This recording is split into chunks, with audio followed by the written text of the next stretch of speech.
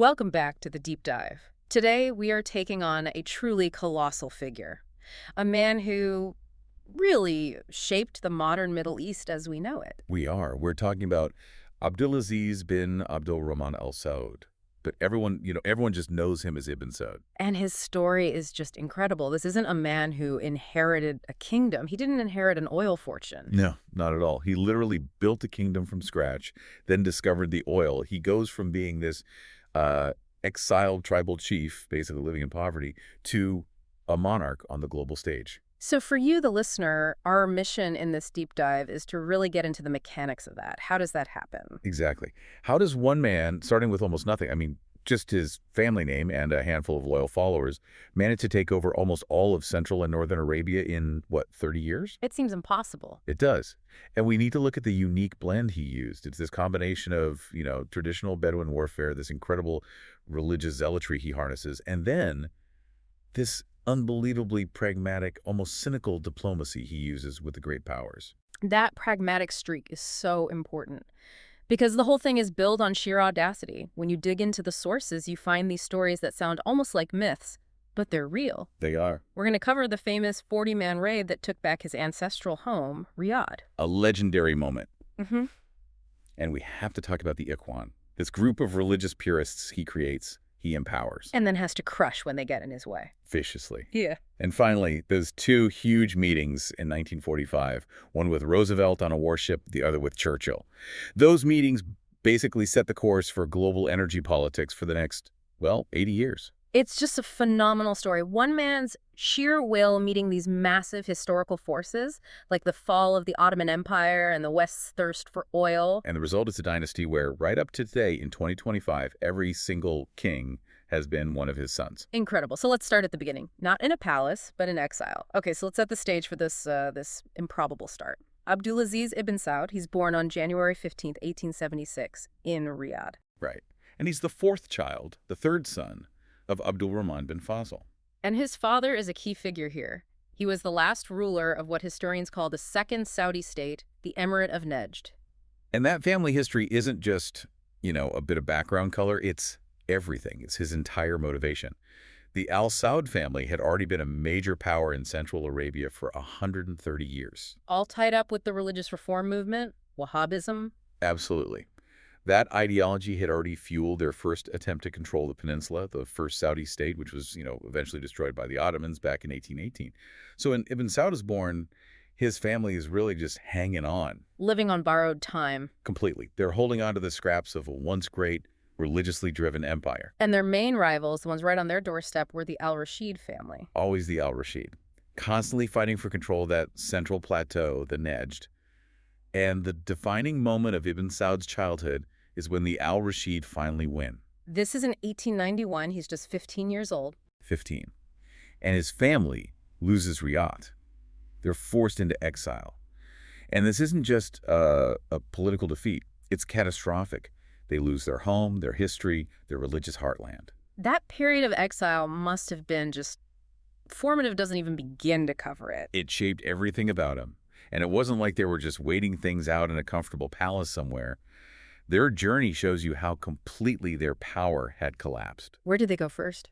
First, they had to seek refuge with the Al-Murra, a Bedouin tribe out in the southern desert.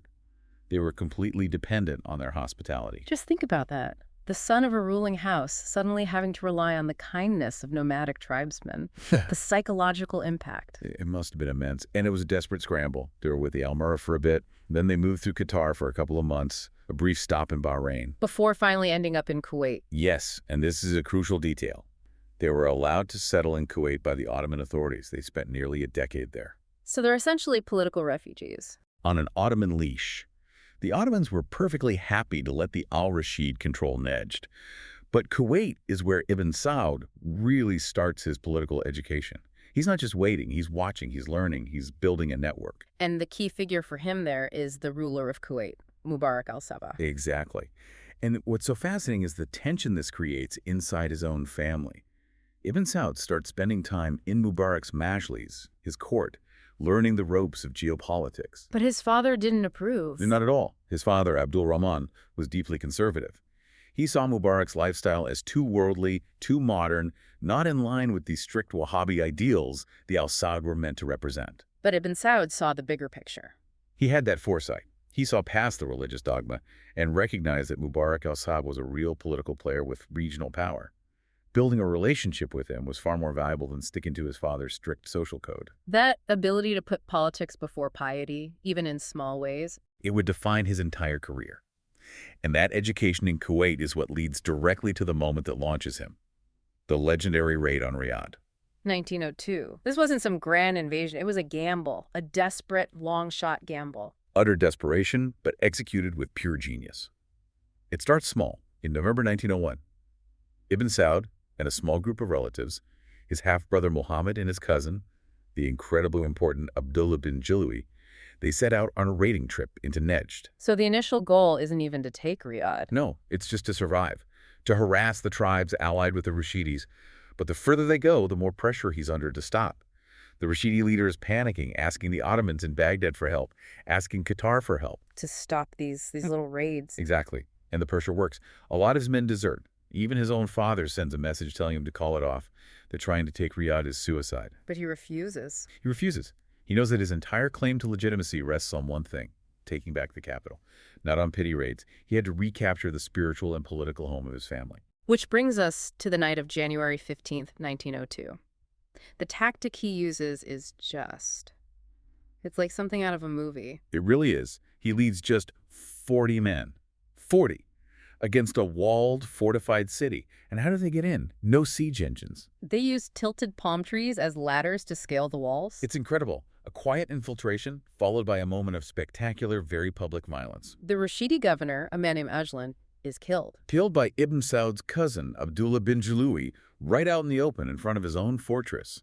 The message couldn't have been clearer. The Al Saud are back. Okay, but we have to ask. The 40-man story, how much of that is hard fact and how much is, political myth-making? Oh, it's absolutely both. The core event is true. A small, outnumbered force took a fortified city by surprise. But the number 40, it has this huge symbolic weight in Islamic history. Right, it's a number associated with quests, with spiritual trials. Precisely. And the way the official chronicles focus so heavily on that single moment, the death of the governor, it shows you they immediately understood its power as propaganda. It wasn't just a military win. It was framed as a divine validation of the Al Saud's right to rule. And the political investment he made back in Kuwait pays off immediately. Instantly. Mubarak al-Sabah, the ruler his father disapproved of, sends 70 more warriors under the command of Ibn Saud's younger brother, Saud. That reinforcement must have been critical. It was everything. It let him actually hold the city, and he immediately moved back into his grandfather's residence. He was sending a message at every turn. This isn't a new state. This is a restoration. It's the definitive start of what becomes the third Saudi state. All from that one perfectly executed raid, an amazing start. So 1902, he's got Riyadh back, but he's still just a small-time player in a very dangerous neighborhood. The next 30 years are this masterclass in consolidation. It is. He needs a plan, and it's a three-pronged strategy. Military force, religious ideology, and very, very clever diplomacy. Let's start with the military side. How does he build his army? Well, the Riyadh raid itself was his best recruiting poster. His charisma, plus the victory, brought all these old supporters of his family out of the woodwork. People who'd been laying low under the Rashidis. Exactly. And he was smart. He made sure his fighters were paid, that they were well armed, and it worked. Within just 2 years, he'd taken back nearly half of the Nejd from the Rashidis. But that kind of expansion gets you noticed. It does, and in 1904, he gets a serious reality check. The Ottomans and the Rashidis join forces and hand him a major defeat. It was a clear warning shot. A message that the great powers would step in if he got too ambitious. Right. And that defeat was a crucial learning moment for him. Instead of giving up, he just changed tactics. He couldn't win a straight fight, so he switched to guerrilla warfare. Hitting supply lines, harassing their movements. Systematically disrupting them. And it was so effective that the Ottomans eventually had to retreat. They just couldn't sustain their presence. And then the Ottomans, unable to beat him, try to, co-opt him. A classic imperial move. In 1905, they officially named him the Qamaquam, or governor, of southern Nejd. They're trying to absorb him into their system. Giving him a title, recognizing his power, but keeping him under their nominal control. And he accepts it. He holds that title for years, all while continuing to fight the Rashidis. It's just pure pragmatism. That all ends in 1906 when the Rashidi leader is killed in battle, which basically ends the Ottoman presence for good. But the real game changer, the most innovative tool he creates, is the Ikhwan. We can't talk about the founding of Saudi Arabia without understanding the Ikhwan. It is absolutely essential. The Ikhwan, the Brotherhood, started around 1912. And you're right, it's not just an army. It was a revolutionary social engineering project. So what was it exactly? It had two interconnected goals, approved by the local Salafi religious scholars. First, and most obviously, it was an incredibly motivated fighting force. These guys were fueled by a belief that they were waging a holy war, a jihad, to purify Arabia. And the second goal was just as important. Even more so, arguably. It was an agrarian policy. The idea was to settle the nomadic Bedouin tribes. These tribes were the traditional source of all the instability and chaos in the region. So he gets them to stop wandering and settle down in these fixed agricultural colonies. Called Hijra. And this is the genius of it. The system completely broke down the old tribal loyalties. Your allegiance wasn't to your local sheikh anymore, it was to the Ikhwan Brotherhood, and by extension, directly to Ibn Saud as their supreme leader, their imam. He weaponized religious fervor to solve his manpower problem and his internal security problem at the same time. Perfectly put. He turned the chaotic energy of the desert into a disciplined, fanatical, and loyal army. And then, right as this machine is getting up to speed, World War I breaks out. A whole new game. Suddenly he's caught between the dying Ottoman Empire and the rising British Empire. And his early moves are so careful. He actually makes a secret deal with the Ottomans in 1914 to become a wali, a high-ranking governor. But the war makes that deal worthless. And the British get very interested very quickly. They can't have him aligned with the Ottomans, so they move fast, and that leads to the Treaty of Dahran in December 1915. This is a landmark moment. Because it's the first time a major global power officially recognizes his state. It is. The treaty makes his lands a British protectorate, and the British give him money, a lot of money, £5,000 a month plus supplies. And in return, he has to promise to fight the Rashidis, who were allied with the Ottomans.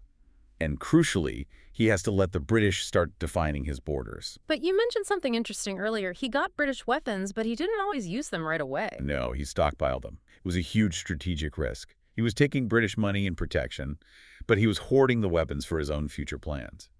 He knew the British were allies of convenience. He was playing the long game. Always. Yeah. He wasn't going to be a British pawn. He was positioning himself to be the main player after the war was over. At the same time, though, the British are also backing another major player in Arabia. Yes, they were hedging their bets.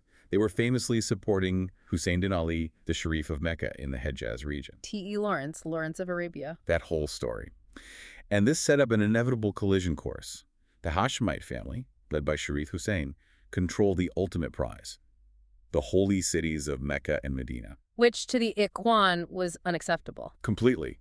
They saw the Hashemites as religiously corrupt, so conflict between them starts brewing as early as 1917, even while both sides are technically allied with the British against the Ottomans. So after World War I ends, Ibn Saud has this stockpile of British weapons and a fanatical army. And he unleashes them. He launches a final campaign against the Rashidis in 1920, and by 1922, they're completely and utterly destroyed. That victory doubles his territory. At least. It gives him this huge amount of leverage for the next crucial step. The 1922 Uquare Conference. This sounds like a dry diplomatic meeting, but it's where the modern map of Arabia really gets drawn. It is. He sits down with Sir Percy Cox, the British High Commissioner for Iraq, and they are literally drawing lines on a map. Defining the borders for Iraq, Kuwait, and what would become Saudi Arabia. And it's classic diplomatic horse trade. Cox gets Ibn Saud to recognize the new British protectorates and their borders. This was vital for Britain. Why so vital? They needed stability along the Persian Gulf Coast. These were crucial coaling stations for their ships going to India through the Suez Canal. They couldn't have Ikhwan raids disrupting that. So Ibn Saud has to give up some land claims on the borders. He does. He agrees to the famous neutral zones between Saudi Arabia, Iraq, and Kuwait. But in exchange, he gets the ultimate prize, British recognition of his sovereignty over the vast central heartland he now controlled. As soon as those northern and eastern borders are set, he turns his attention west. To the Hejaz, to the holy cities, and the conquest is swift. By 1925, his Ikhwan forces capture Mecca from Sharif Hussein, ending 700 years of Hashemite rule. a monumental shift in power. He is then proclaimed king of Hejaz in 1926. A year later, he makes Nejd the kingdom as well. He now rules this dual kingdom. And the British make it official with the Treaty of Jeddah in 1927. He's now a fully independent monarch. He is. But now he faces the ultimate political irony. The very force he used to build his kingdom, the Ikhwan, Is about to turn on him. They see him as a sellout. because for them, the Holy War never ends. They wanted to keep raiding into Transjordan and Iraq, which were now British protectorates. They didn't believe in borders drawn by infidels. And provoking the British is the one thing Ibn Saud cannot afford to do.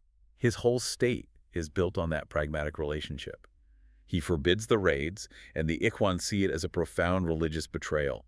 The tension just explodes. He tries to reconcile with them, doesn't he? He does. He calls a big meeting in Riyadh in 1928, but the main Ikhwan leaders refuse to show up.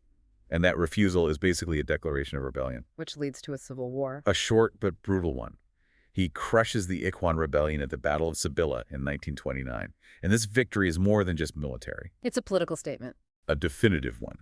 It establishes that while the state is founded on Wahhabi ideology, the ultimate political authority, the person who decides on war and peace, is the king, not the religious fanatics. And with that internal challenge crushed, he can finally complete his project. On September 23, 1932, he formally unites his two kingdoms, Nejd and Hejaz, into the single kingdom of Saudi Arabia. And it's his kingdom. He sidelined his own brothers to centralize power completely in himself, from a 40-man raid to a unified nation in 30 years. It's staggering. So the kingdom is created, but now he has to run it. And the story of his rule is really the story of one thing: oil. Everything changes with oil. The economic transformation starts almost right after unification. In 1933, he grants the oil concession, not to the British, interestingly. No, and that was a very deliberate choice. He granted it to an American company, Chevron's subsidiary. But it's important to remember, for the first 5 years, they found almost nothing. So the kingdom was still broke. Absolutely. Still relying on money from the Hajj pilgrimage and that British tribute. The big world-changing discovery doesn't actually happen until 1938. And once the oil starts flowing, especially after World War II, that brings in massive American influence. By design. This was a core strategic decision by Ibn Saud, guided by his advisors like St. John Philby. He actively preferred the Americans to the old European colonial powers. Why the U.S.? Simple. No colonial baggage. The British and French had been carving up the Middle East for decades. The U.S. was a powerful partner who could provide security, but they were distant. They weren't looking to run his country. And you see that preference in his financial dealings, too. Clearly.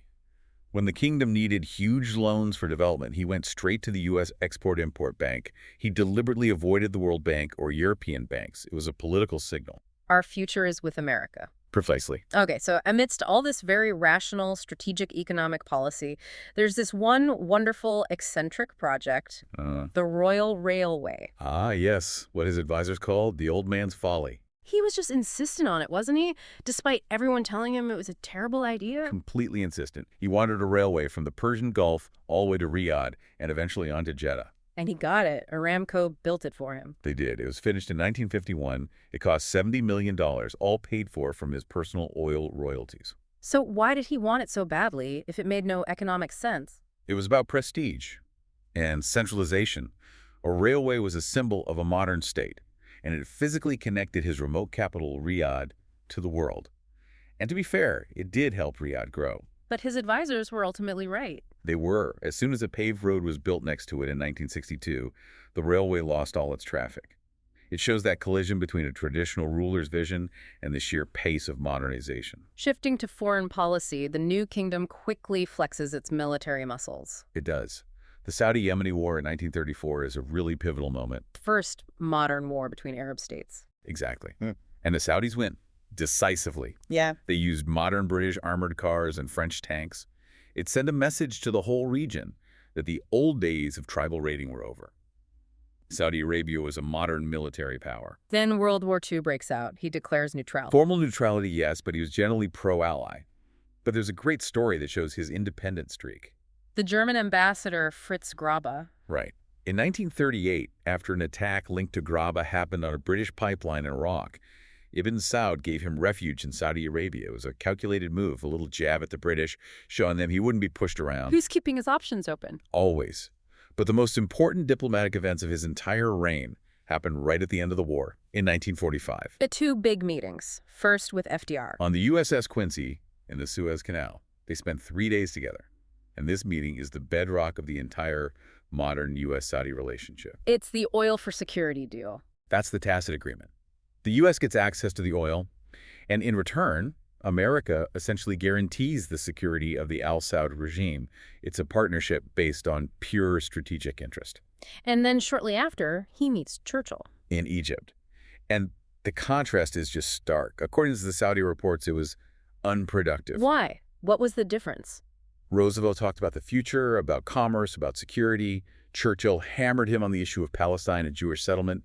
Ibn Saud was completely opposed to Zionism and just wouldn't budge. He resisted Churchill's pressure in a way he hadn't with Roosevelt. And finally, on the conflict front, Saudi Arabia does participate in the 1948 Arab-Israeli War. They do, but it's really a token contribution. They send maybe 1,000 troops attached to the Egyptian army. Their real focus was on internal security and protecting the oil fields, not on a major foreign war. So let's go back inside the kingdom. With the oil money flowing, how does he actually govern this huge new country and enforce that strict Wahhabi ideology? The oil wealth was the ultimate tool for centralization. He could use money stipends, jobs, projects to force the nomadic tribes to settle down. Which was a massive social change. It was everything. It finally ended the centuries-old cycle of petty wars and tribal feuds. He shifted allegiance away from the tribe and towards the central state, which was now the source of all prosperity. And that came with a requirement for religious conformity. A strict one. Yeah. And this is where the ideology becomes very visible and very controversial. Wahhabism is obsessed with the idea of tawhid, the absolute oneness of God. Any veneration of saints, tombs, or holy sites is seen as a form of polytheism or shirk. Which led to the destruction of historical sites. Famously, yes. The demolition of shrines like the al-Baqi cemetery in Medina, where many of the Prophet's family were buried. It was a huge political statement disguised as religious purification. And it caused diplomatic problems, didn't it? Big ones. In 1926, his Ikhwan beat up a group of Egyptian pilgrims for playing bugles, which they considered an un-Islamic innovation. Ibn Saud had to issue a formal apology to the Egyptian government. It happened several times. One last difficult topic from his reign: slavery. It's a critical point. He didn't abolish it.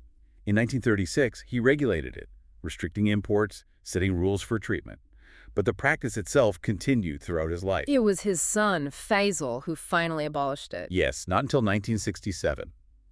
It's a stark reminder of how slowly some social changes came, despite the massive economic transformation. On a more personal level, though, how did he see his role as king, especially with all this new wealth? He was known for his charity. He had a very simple philosophy. Two things are essential: religion and the rights inherited from our fathers. He saw the oil wealth as a gift from God that belonged to all his people. And he put that into practice. He did. He would literally have money handed out to the poor. He set up guest houses to distribute food. It was a core part of the social contract. You are loyal to the king, and the king provides for you. And one surprising detail from the sources is his view on women's education. It is surprising. For such a conservative society, he was apparently quite encouraging. He's quoted as saying, very simply, "It is permissible for women to read." It's a small thing, but it shows a pragmatic mind, willing to push the boundaries a little for the good of his people. The ultimate legacy of Ibn Saud isn't just a country, it's a dynasty. His family is the state. They're one and the same.